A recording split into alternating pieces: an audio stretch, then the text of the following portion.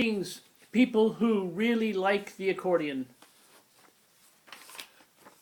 I did a bunch of videos on my invention, the amplified circle of fifths, and I went back yesterday and I watched those videos, and I noticed that, like the idiot that I am, I forgot something very important. So please allow me to present a few things that I forgot. Now, as you might already know, at some point in my life, I took the very basic primitive circle of fifths. This is just one example, right? Which hardly has any data on it. And I made a new one, and I call it the amplified circle of fifths. It has a lot of good stuff in it. Right, we talked about that. And I showed how if you took,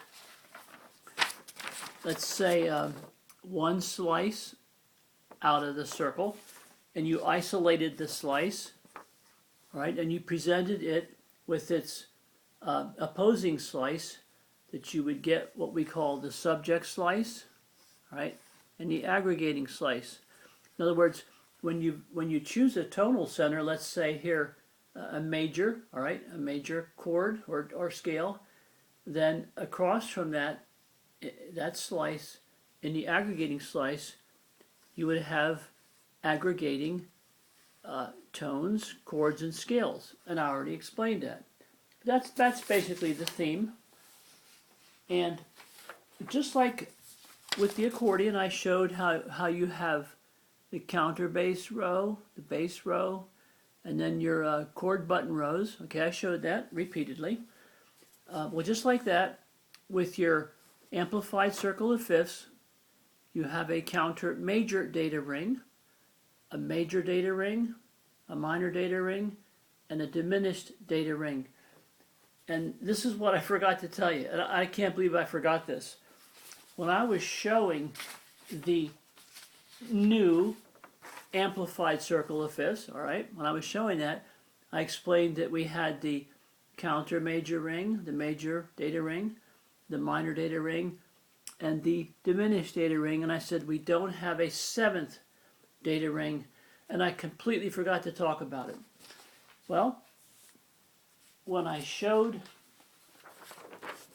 my selection of contiguous cell chords, in other words, chords that can be made using cells, all right, individual cells on your amplified circle of fifths, all right, when I was showing that, I forgot to talk about the dominant seventh chord. Okay?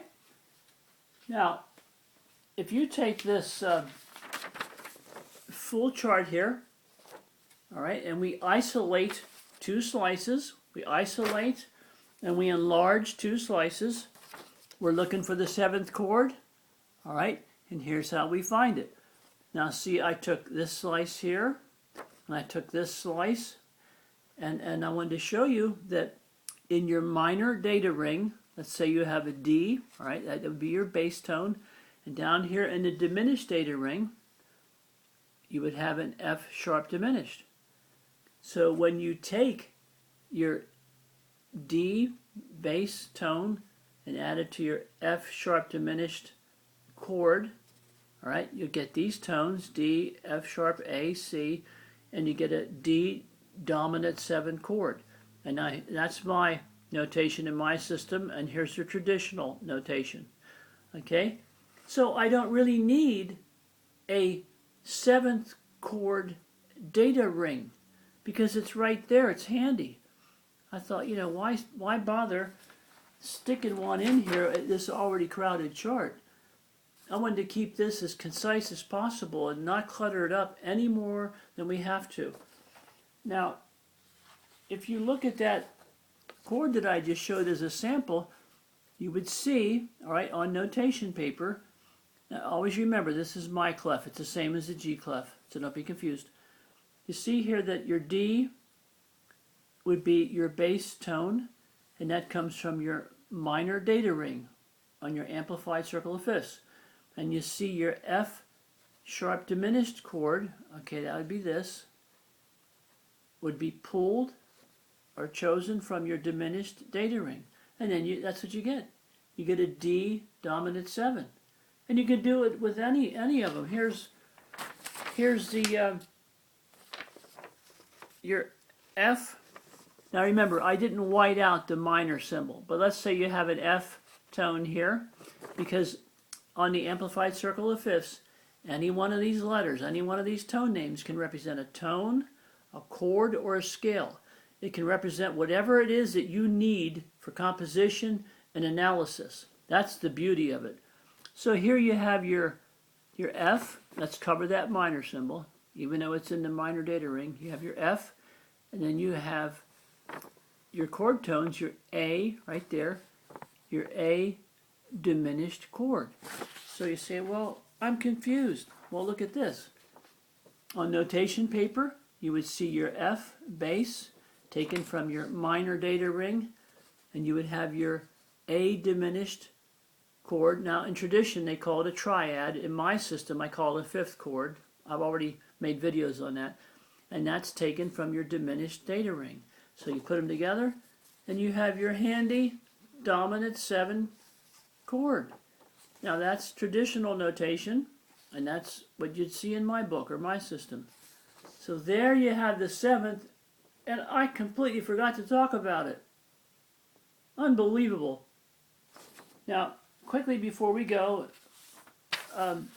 I showed the amplified circle of fifths useful features, just some of them.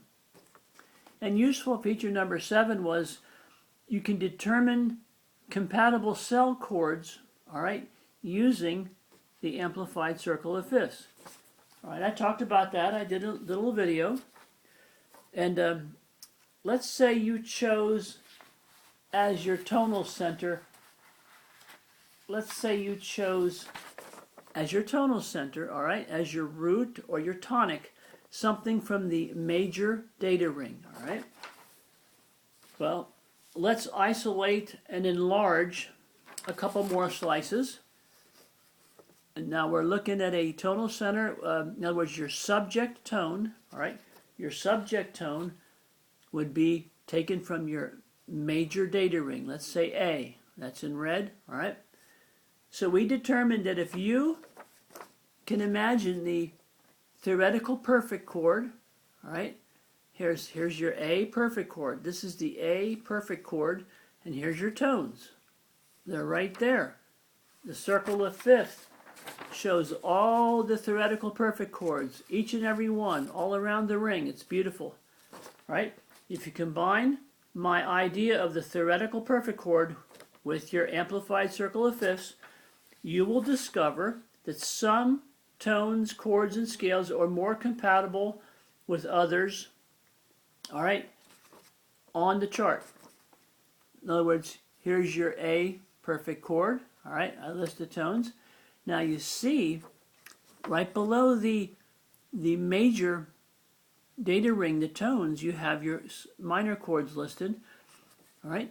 So you see here, and I've done experimentation, I've worked on this, that your A major chord will work well with your B minor, F sharp minor, and C sharp minor. Now, it won't be perfect. Sometimes you have to make chromatic alterations. You have to, use a flat or a sharp instead of a natural, but that's okay. And so what this tells us then, if we have an A and we know what works well with it, all right, we know that because we've done the work, we've done the homework, then we know that if that A, all right, if that A works well with these three, we also know then that with all the rest of the chords in the minor data ring aren't going to work very well. See, all the remaining minor chords just aren't going to work very well unless you force it. And we don't want to do that. We don't want to force it. All right? Now, another thing we talked about previously, I don't know if I made this clear, was the subject minor. Let's say we take as our tonal center, let's say we take a C minor. I even did a couple videos creating songs, and one of them was in C minor. So let's say our tonal center would be C minor. Okay, now our tonal center is taken from the minor data ring, all right, not the major. We're going to take one out of there. So what do we get? How do we find out what's compatible? Well, we study, we investigate, we work it out, and we find that our subject minor, all right, it works very well with our relative major. We know that from tradition. Let's say your C minor, it works very well with your A major. All right, that's an old traditional concept. And using my chart, my new improvised circle of fifths, we see that the subject minor tonal center will work well with your relative diminished. That C minor will work nicely with your A diminished. You see that's in the same slice there, right? It'll work well with your aggregating perfect chord, which I did on another video. You can go back and look at my blues videos, how to quickly build and create a blues scale using the circle of fifths. You can go back and refer to that, but the subject minor will work well with your aggregating perfect chord if you use idiomatic alternation, which I call the Mississippi meld, but that's in a whole different video. I'm not gonna repeat that again. You get bored. And also the subject minor, all right, will work well with the relative majors of participating tricell groups. Okay, what does that mean? That sounds a little weird. Let me first read this. The subject minor will work with the chords that are relative majors of the two other chords with whom the subject minor forms a tricell group. Right? That sounds complicated, but it's not. Let's isolate some more slices and enlarge them. So here we've chosen our tonal center as C minor in this example.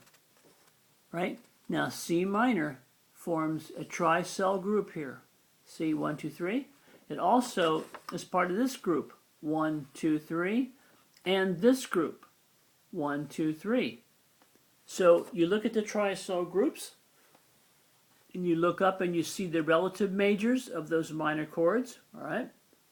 And that's all on your big full chart. That's all on here. Here we just enlarged and we isolated. So you see here that this C minor as your tonal center will work very well, very good with your relative major. It'll also work, it'll be good with the relative major of the chord that's in that tricell group there. It'll work very good with your A flat because that's the relative major of F minor. And you see that tricell group there, those three minor chords. Now here's another tricell group. Okay, here's a tricell group. And C minor is in that group, but you see this is stretching it. This is at the end of the tricell group. So the C minor in composition might work with your D flat, but it's only going to be fair at best. Fair at best. It might be a struggle to get this to work with this D flat. And over here it's the same thing. Your C minor is in this tricell group, but this is extreme. This is at the end of the spectrum here. So the C minor will work with your F major.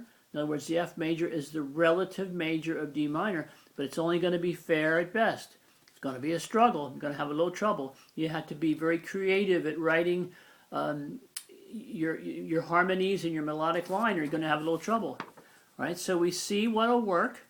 We see what'll work, and you can go back to previous videos if you get confused. But I want to make sure I cover everything. Now, if you chose that particular minor as your tonal center, you say, well, what will not work?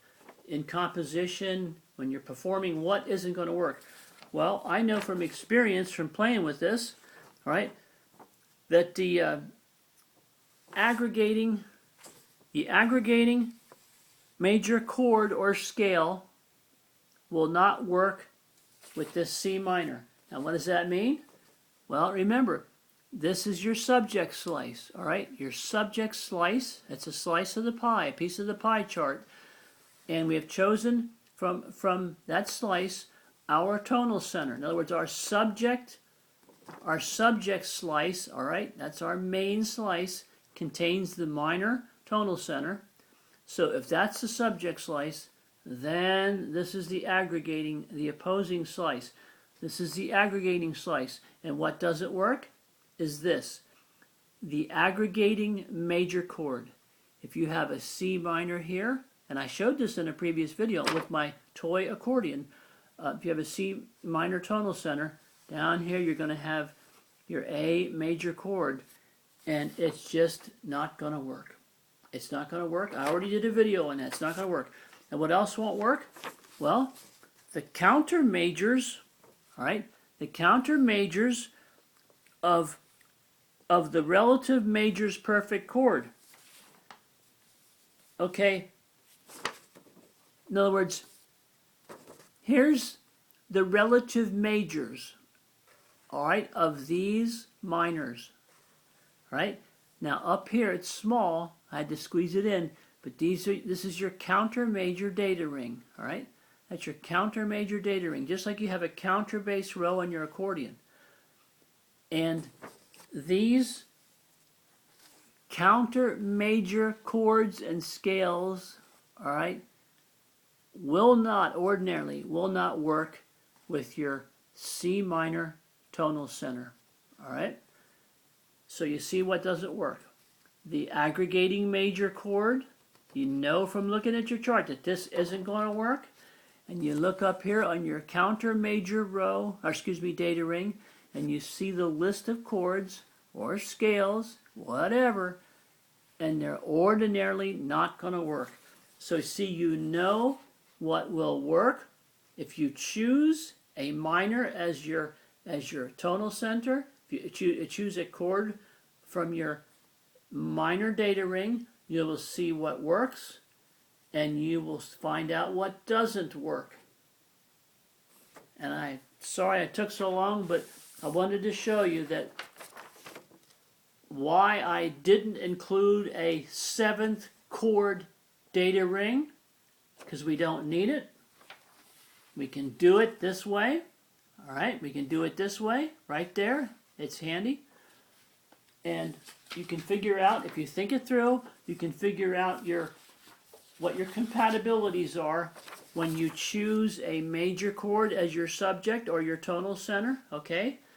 And you can find out what works when you choose a minor chord as your tonal center. I know that took too long, but I hope that's it on this topic. Thanks for being incredibly patient, and if you think it through, I think you'll find it useful. Good night.